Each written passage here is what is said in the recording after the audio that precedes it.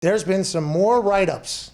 And where there's smoke, there's fire. And the Seattle Seahawks fans, some of them, a portion of them turned on us for covering the smoke before there's an actual fire. But that's what we have to do. We observe and report. That's literally what we do on this show, and we enjoy doing it. We have no journalism degrees. We are sports stooges. That's right. Okay? Sports stooge that has a little bit more of, maybe a sense of what's going on because we can keep up with trends. For instance, if Mike Florio and Pro Football Talk are talking about something, there has to be a reason. Okay, unless Florio's just making it up, but Florio's been in the game for a long time. I don't know if that's how anything works, especially no matter what your thoughts are on anything that Florio or Pro Football Talk do. There's a reason everything's happening in our eyes from what we've watched. Yeah. Any narrative that's pushed publicly through insiders, there's a reason. Maybe it's true, maybe it's partial true, maybe they're leaving out a lot of truth, but it feels like somebody's always cooking something for a reason.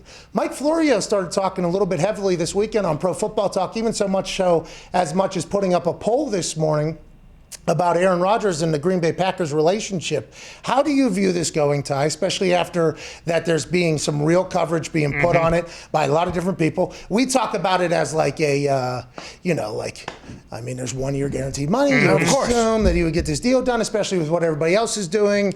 But teams are fickle in what they do, that whole thing. In your eyes, this Aaron Rodgers Green Bay Packers story, warrant the amount of conversation it has garnered at this particular point, Ty? Or do you think this is all a bunch of to-do that really is going to end up being nothing? I mean, I think it obviously is overblown a little bit because Aaron's come on. We've talked about it because he doesn't do that many interviews and stuff like that. A narrative kind of gets out there, and because he just won an MVP, he's one of the best players in the NFL, kind of, creates a firestorm. But also, I mean, extend the fucking guy. End this. It's like at this point, if something hasn't gotten done, like if you read Florio's article, he basically posits that like the Packers are more comfortable on having Rodgers on a year-to-year contract in case his play slips. But it basically what he says in the end is it comes down to, are the Packers going to commit to Rodgers long-term, or are they going to be okay with sending Jordan Love out there in 2022? And Florio, who has been good to us, but I know he's very much people either love him or hate him type guy, but he's always been good to us, and I assume he knows that people either love him or hate him too, so it's not saying anything. But he was reacting to a Rob Demovsky article or interview or something like that. An old Bob Demovsky in the conversation cited an anonymous agent, an anonymous executive, an anonymous somebody else, and the agent felt like it was potentially another Packers player's agent was talking to Bob Demovsky about how the Packers continue to say, we got something potentially big during their negotiation. So it's like, okay, so maybe they are renegotiating something with Aaron Rodgers. But the way they were painting it, and it made it sound like, while reading the article without listening to Bob Demovsky's entire thing, made it sound like they were acting as if they can't spend money because money's tied up in Aaron Rodgers' contract. Right. And then we all kind of here at Pro Football Talk tweets, in a comprehensive look at the current relationship between Aaron Rodgers and the Packers, Rob Demovsky quotes an unnamed agent who says the Packers aren't making free agent moves due to Rodgers' contract. So that's like, okay, now which way and why? Is it because they're renegotiating one? And it's tough to make moves because when you don't know what exactly is going to happen over the next 3-4 years with the prime money user of a salary cap on every team, basically, which is the quarterback? Or are they saying because the contract's so big, they can't pay anybody else? That is kind of where I'm kind of torn on this entire thing, because if they're saying they can't spend money on anybody else because it's Aaron Rodgers' contract, they could do that Houdini shit that's going on easy all around the NFL, turn his salary into signing bonus, free up some money, now we can make moves. And if it's the other way where they're, they don't want to extend them or they're not renegotiating, that's fascinating too, because Florio mentions in there that Mark Murphy might have found the perfect recipe of pissed offness, basically, of Aaron Rodgers, where he's happy, but he still has a little bit of an edge. And if that is what Mark Murphy is going to say in the future for why they drafted Jordan Love, because I knew it would motivate Aaron to play his best, I fucking love that spin zone. Yes. I love that spin zone if that's what's going on. Right? I would love that too. But yeah, like you said, the way I read it in that article was that they were saying, hey, people were coming to them, free agents were coming, maybe potentially interested, and they were saying, hey, we can't get anything done because of Rodgers' contract. But like once that's done, we can't. And then they just haven't done it. They've continued to push it off. So they haven't signed anyone. They haven't done anything with him yet. And then now it's like you run the risk of, hey, you piss him off too much, and when he gets to like the end, he's gonna get loud. Exactly, it's gonna get very loud. And then like after seeing what happened with Brady, like you can't let this guy leave the building. You just can't do it. And Peyton, by the way. Yeah. Peyton won a Super Bowl. Tom won a Super Bowl. I mean, it just feels like these are things that happen. And then the thought that they can't spend money because of Aaron's contract, and that's why they can't spend on free agents.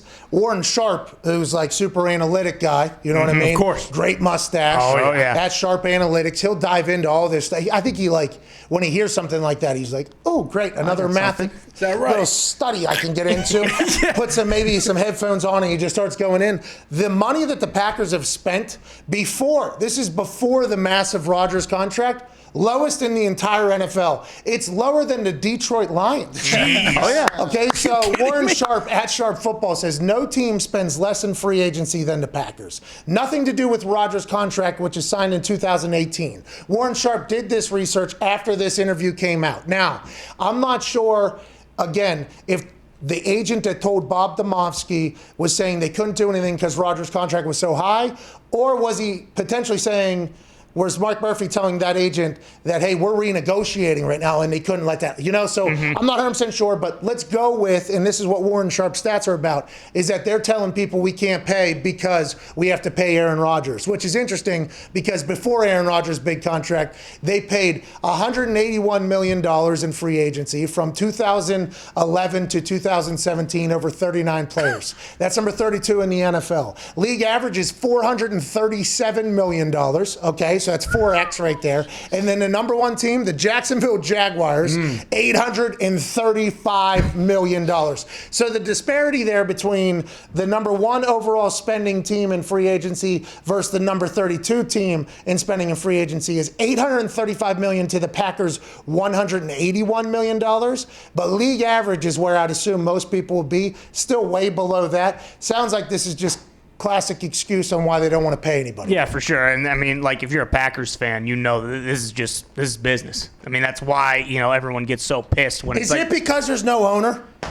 I think it has to be. Potentially, yeah. I think it has to be. Kraft? Exactly. Kraft said, we lost 1 year. Let's not do that again. Mara came out and said, I'm sick of having to explain why we're losing at the Giants. Jerry Jones is infatuated with Kyle Pitts right now. Yeah. Let's assume he's potentially been infatuated with other players before and paid them. I think it has to be because there's no owner. And I'll tell you what. I never really would have looked into the Green Bay Packers situation ever in my life if it wasn't for you and getting to know Aaron and AJ and everything like that. I think the no owner thing, although very cool, is quite a detriment to the success of your team. Killing you. I really do believe that. And it's cool. It's a great story. And Green Bay is awesome. Like, I love Green Bay, Wisconsin. Got a chance to go up there, had those butter burgers and cheese curds, rode down some thing that was outside some thing, sat in a bar I thought was Mason Crosby's bar. That was a lie. Yeah. I gave him a lot of money because I thought it was Mason Crosby's bar. They were doing just fine without me, but nonetheless, I love that. It seems like it is quite a detriment for those types of reasons, for other decisions, for maybe something that would help Green Bay in a media deal that maybe they could speak up for, which could help. I mean, it is a massive fan base, massive organization, and I don't know how they're able to, because they got Aaron Rodgers a fucking quarterback. Yeah, that's right. Exactly. And even like going back to when we had Andrew Brandt on the show when he used to work there, like they'd have like the owners meetings or whatever, and something would be said, and like they just scoff at Green Bay. It's like, all right, well, you guys aren't even, it's like, well, your opinion does not matter. It's these guys who hold all this money. Hey, will you go ask Ty Schmidt of Iowa what his thoughts are, and then get back to us next week? Thanks, appreciate it. He's more of an owner than you are, by the way. Ian, what the hell's going on in Green Bay? An article came out that said Rodgers' contract situation is impeding them from signing free agents, but then they haven't done a damn thing with it. Have you heard anything about what's going on up there? Yeah, I mean, I would say it's the Packers aren't big free agent guys anyway, and I know. I mean, they re-signed Aaron Jones, who's their own guy, which is a lot of money, and that's technically a big free agent, even though he was theirs. That's not where they roll unless they feel like they absolutely had to. Like when they signed the Smith brothers a couple years ago. It made it difficult at the beginning because basically they wanted him to just convert it for salary cap space. He wanted an extension. They didn't do either, so they just kind of moved on to giving doing that to other players, like Zadarius Smith got his thing converted, which just creates cap space, doesn't give anyone anything. But it did stall them for a little bit. Now, how many guys with the Packers have signed? I have no idea. They basically re-signed, almost all of their own guys except for Lindsley. But it's a thing. I mean, it's definitely based on his contract now, just based on his contract, there's no guarantees he's with Green Bay after this year. So I don't know what could happen. I mean, they definitely, because they haven't done anything, have left it open. Ian, I want to let you know, we all say that as well because it's reality. If you look at the business of the NFL, when there's only 1 year of guarantees left, everybody's automatically going to question, okay, especially at that quarterback position. If it was punter, by the way, nobody's having this conversation. It's the MVP, it's quarterback, it's the whole thing. You have to have the convo. Packers fans do not want to hear it, though. They do not want to hear it. They're going to be mad at you for saying what you just said, just like they get pissed off at me. We all want Aaron to be in Green Bay for the next 10 years. Yeah. Me, what? I mean, hey, look, if he wants to come to New England, all right, Ian, feel free. Ian, thank you. Oh, Pittsburgh, maybe. Yeah, listen, Ian. Yeah.